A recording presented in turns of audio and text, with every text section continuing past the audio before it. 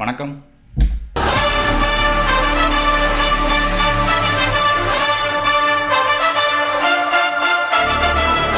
போஸ் வெங்கட் அவர்கள், நடிகரும் இயக்குனருமான போஸ் வெங்கட் அவர்கள் திமுகவின் பேச்சாளராக இல்லை, அவர் திமுகவின் அடுத்த எம்எல்ஏவாக நினைக்கக்கூடிய ஒரு நபர் அப்படின்னு சொல்லலாம். அவருக்கு அப்படி தான் பேசிட்டு வர்றார் தொடர்ந்து.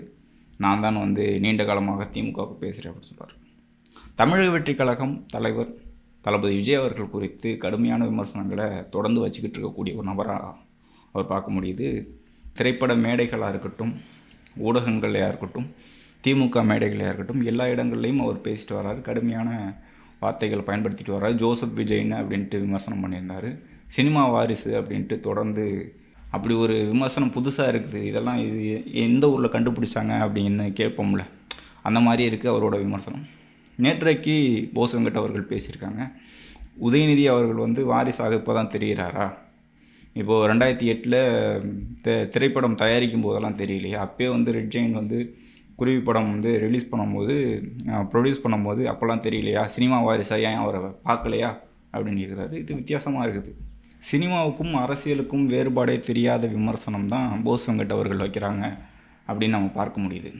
உதயநிதி அவர்களோ, திமுகவினரோ அல்லது ஸ்டாலின் அவர்களோ, அவர்களெல்லாம் சினிமா நடிக்கிறதுல எந்த ஒரு சிக்கலுமே இல்லை. அவர்கள் சினிமாவில் வாரிசாக வரதும் எந்த சிக்கலுமே இல்லை. தொழில் வேறு, அரசியல் வேறு. அரசியல் மக்களுக்காக சேவை செய்யக்கூடிய ஒரு இடம்.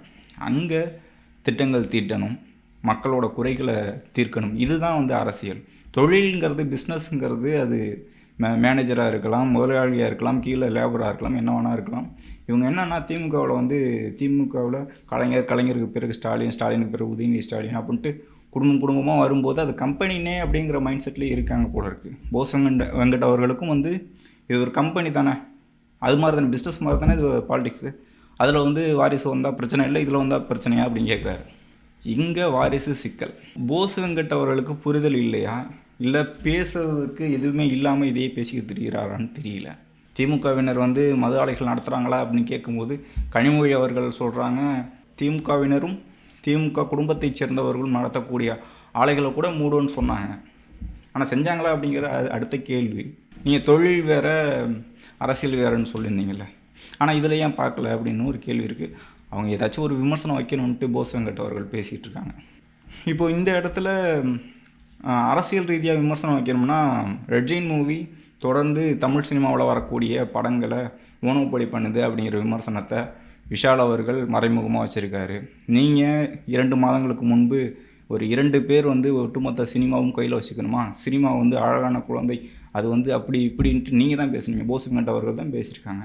அரசியல் வேறு, சினிமா வேறு, இப்படி தொடர்ந்தால் என்ன ஆகுதுன்னு யாரை சொன்னீங்க அப்படின்ட்டு போஸ் வெங்கட் அவர்கள் தான் விளக்கணும். மோனோபோலி பண்ணுறது, ஆட்சி அதிகாரத்தை வைத்து ஒரு துறையை கட்டுப்பாட்டில் வைக்கிறது தவறான விஷயம். இப்போ ரெட் ஜெயின் மீது இந்த விமர்சனங்கள் எதிர்க்கட்சிகள் தொடர்ந்து வைக்கிறது. எடப்பாடி பழனிசாமி அவர்கள் தொடர்ந்து வச்சுக்கிட்டு இருக்காரு. அவர் ஒரு ப்ரெஸ் மீட்டில் சொல்கிறாரு, எடப்பாடி பழனிசாமி அவர்கள் அதிமுக ஆட்சி காலங்களில் குறைவான படங்களை டிஸ்ட்ரிபியூட் பண்ண ரெட் ஜெயின் மூவி ஆட்சிக்கு வந்த பிறகு 2022க்கு பிறகு ஏன் இத்தனை திரைப்படங்கள் எப்படி இவங்க பண்ண முடியுது, மோனோபோலி பண்ணுறாங்க அப்படிங்கிற மாதிரியான விமர்சனம் அவர் வைக்கிறார். இப்போ நான் லிஸ்ட்டாகவே பார்த்து சொல்கிறேனே, 2008 திரைப்படங்கள் தயாரிக்கிறாரு உதயநிதி அவர்கள். 2024 வரை 2025 வரைக்கும் படங்கள் தயாரிச்சுக்கிட்டு இருக்காரு. அப்போ இருந்து 1, 2 அப்படிங்கிற ஒரு திரைப்படம் வருடத்திற்கு தயாரிப்பு நிலையில் அது அந்த மாதிரி தொடர்ந்து வந்துக்கிட்டு இருக்கு. ஆனால் படங்களை வாங்கி விற்கக்கூடிய டிஸ்ட்ரிபியூஷன் சொல்லக்கூடிய அதில் நிறைய மாறுதல் இருக்குன்னே நம்ம பார்க்க முடியுது. மற்ற தயாரிப்பாளர்கள் தயாரித்த மற்ற இயக்குநர்களோட திரைப்படங்களை வாங்கி திரையரங்குகளுக்கு கொடுக்கக்கூடிய அந்த பணி, அதில் வரக்கூடிய வருமானம், அதை கவனிக்கக்கூடிய ரெட் ஜெயின் மூவிஸ், அது இந்த கடந்த ஆட்சி காலங்களில் அதிகரிச்சிருக்கு அப்படின்னு பார்க்க முடியுது. ஏன்னா 2021 வரைக்கும் 1, 2, 3 அப்படின்னு இருந்த வாங்கிய திரைப்படங்களை தாண்டி 2022 மட்டும் 22 திரைப்படங்களை வெளியிட்டிருக்கு ரெட் ஜெயின் மூவிஸ். 2023 13 திரைப்படங்களை வெளியிட்டிருக்கு ரெட் ஜெயின் மூவிஸ். 2024 15 திரைப்படங்கள் வெளியிட்டிருக்காங்க. இப்போ 2025 பொறுத்த வரைக்கும் 2 திரைப்படங்கள் ரிலீஸ் ஆகிடுச்சு, 2 திரைப்படங்கள் வாங்கியிருக்காங்க. இன்னும் போக போக எத்தனை திரைப்படங்கள் இந்த ஆண்டுகள் வாங்கி வெளியிடுவாங்க. ஏன்னா மிகப்பெரிய நட்சத்திரமாக இருக்கக்கூடிய எல்லா திரைப்படங்களுமே ரெட் ஜெயின் மூவிஸில் வெளியாகுது. கமலஹாசன் அவர்களோட திரைப்படமாக இருக்கட்டும், ரஜினிகாந்த் அவர்களோட திரைப்படமாக இருக்கட்டும், சன் பிக்சர்ஸ் தயாரிக்கக்கூடிய திரைப்படங்கள் எல்லாமே வந்து ரெட் ஜெயின் தான் வெளியிடணும் அப்படின்ட்டு அவங்க லீகலாக ஒரு அக்ரிமெண்ட் போட்டிருக்காரு. அவரே சொல்கிறாரு, உதயநிதியே சொல்கிறாரு, சன் பிக்சர்ஸ் தயாரிக்கக்கூடிய திரைப்படங்கள் ரெட் ஜெயின் தான் வெளியிடும் அப்படின்ட்டு. அது அவங்களுக்குள்ள குடும்ப பிஸ்னஸாக இருக்கும். அது சிக்கல்கள் கிடையாது. அதிகாரத்தை பயன்படுத்தி இவர்கள் வந்து படங்களை வாங்குறாங்களா அப்படிங்கிற விமர்சனத்துக்கு தான் இவங்க பதில் கொடுக்கணும். இப்போது போஸ் வெங்கட் அவர்கள் சமீபத்தில் பேசியிருந்தார். அது யாரை சொல்கிறாருன்னு அவரே சொன்னார்னா இந்த கேள்விகளுக்கான பதில் கிடச்சிடும்னு நினைக்கிறேன். இப்போ இதை தாண்டி நாம் அரசியலை தாண்டி சில விஷயங்கள் வந்து இவர்கள்ட்ட கேட்கணும்னு நினைக்கிறேன். திமுக ஆட்சி காலத்தில் நாங்கள் தான் படிக்க வச்சோம் அப்படின்னு சொல்லுவாங்க. கல்விங்கிறது, மருத்துவங்கிறது, குடிநீருங்கிறது அடிப்படையாக ஒரு அரசு செய்ய வேண்டியது, ஒரு ஆட்சியாளர் முதலமைச்சர் செய்ய வேண்டியது. அதுவே பெருமையாக பேசிக்கிட்டு இருப்பாங்க. அவங்கள்ட்ட கேட்க வேண்டியது, இந்த ஆட்சி காலங்களில் புதிதாக ஒரு கல்வி முறையை வந்து ஒரு பாடத்திட்டத்தை கொண்டு வரணும்னு நான் கேட்டுக்கிறேன்.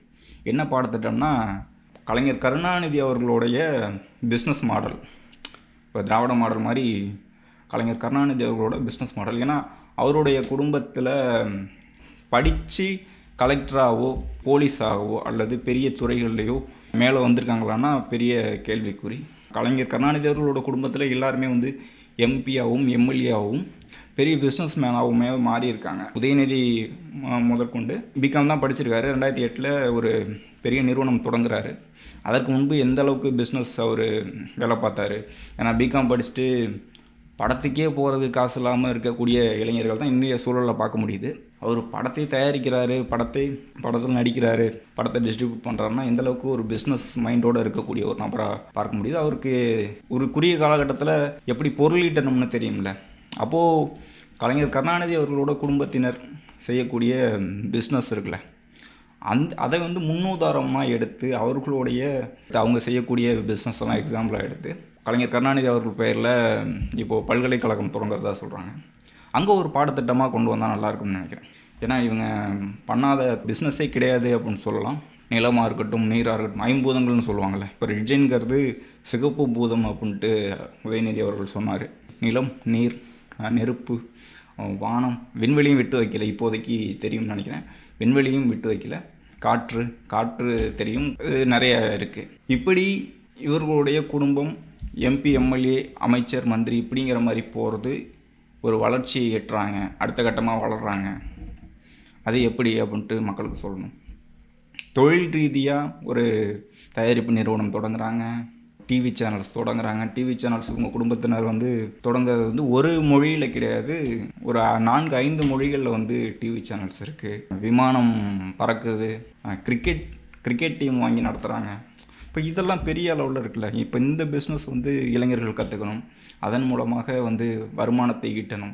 அப்போ தானே தமிழ்நாடு வளர்ந்த ஒரு திராவிட மாடல் ஆட்சியில் இளைஞர்களோட பொருளாதாரம் உயர்ந்தால் தானே பெரிய மாடலாக இருக்கும். அப்போது இந்த கல்வி, வேலை அப்படின்ட்டு போகிறது கொஞ்சம் அது பெரிய அளவில் வளர்ச்சி எட்டலை அப்படின்னு நம்ம பார்க்க முடியுது.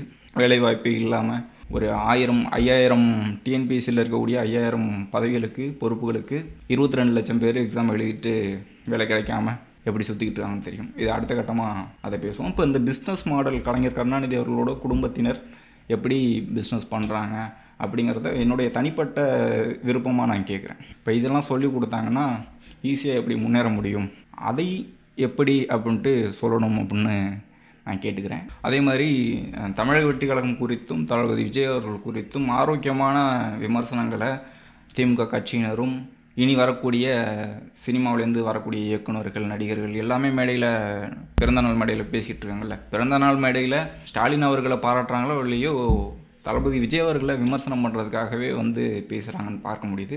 அப்போ ஆரோக்கியமான விமர்சனங்களை வைங்க, கொச்சையான விமர்சனங்களை வைக்காதீங்க. அப்படி சொன்னாலும் கேட்குற மாதிரி தெரியல, ஆனால் தொடர்ந்து அப்படி தான் பேசுகிறாங்க. மறந்துடாமல் அந்த பிஸ்னஸ் மாடல் எப்படி கலைஞர் கருணாநிதி அவர்களோட குடும்பத்தினரோட பிஸ்னஸ் மாடல் அப்படிங்கிறத அடுத்த கட்டமாக ஏதாவது ஒரு டிவி சேனல் இன்டர்வியூஸில் கூட அவங்க சொல்லலாம். அது ஒரு பாடத்திட்டமாக வச்சா தமிழ்நாட்டு இளைஞர்களோட பொருளாதாரம் உயரும்னு பார்க்குறேன். தமிழக அரசியல் களத்தில் இருக்கக்கூடிய தவறுகள், இதற்கு முன்பு நடந்த விஷயங்கள், இப்போது நடக்கக்கூடிய அரசியல் நிகழ்வுகள், அது குறித்து தொடர்ந்து பேசுவோம். நன்றி.